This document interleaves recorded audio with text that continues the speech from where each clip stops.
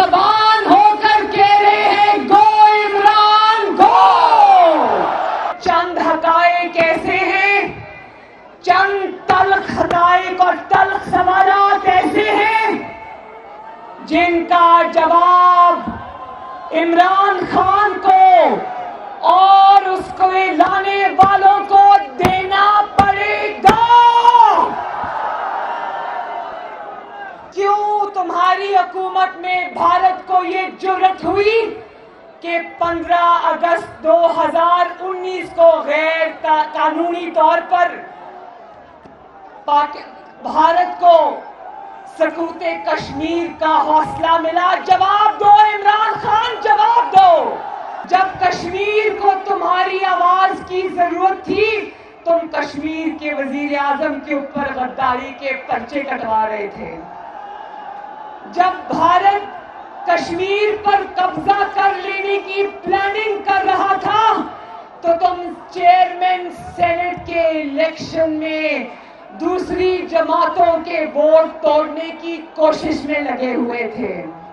دوسری جماعتوں کے ووٹ توڑنے کے بعد جن کے ووٹ نہیں ٹوٹے ان کو کرنلز اور جنرل سے فون کرانے کے بعد اچھی طرح خفیہ رائے شماری کا استعمال کرنے کے بعد آج تمہیں جب اپنے ارکان کھسکتے ہوئے نظر آ رہے ہیں تو تم کو شو آف ہینڈز یاد آ گیا. اور جب آپ کا ملک کمزور ہوتا ہے اس پر ایک تابع دار کو لا کر بٹھا دیا جاتا ہے جس کو سوائے جوتے پالش کرنے کی اور کوئی کام نہیں آتا،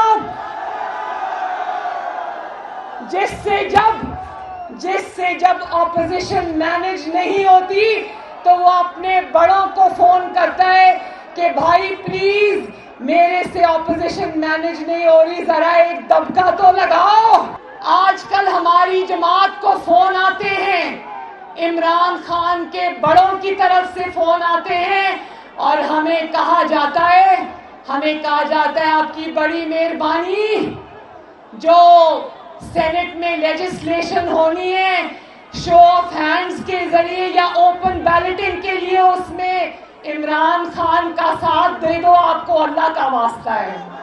مریم نواز شریف نے جواب دیا.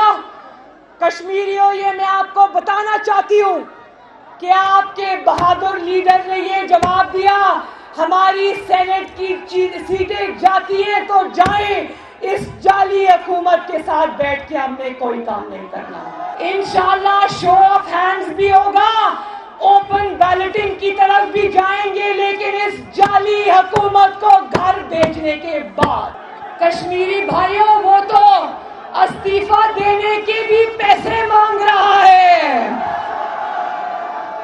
جس کو بچپن سے چندہ مانگنے کی عادت ہو وہ آج کہہ رہا ہے کہ میں استعفیٰ دوں گا لیکن جاتے جاتے مجھے تھوڑے سے پیسے دے دو. اب پاکستان کی اور کشمیری عوام نے تمہیں پیسے دینے نہیں ہیں، تم سے تمہارا استعفیٰ بھی لینا ہے اور تم سے پاکستان کے عوام کے پیسے بھی نکلوانے ہیں. اب استعفیٰ بھی دینا پڑے گا اور پیسے بھی دینے پڑیں گے.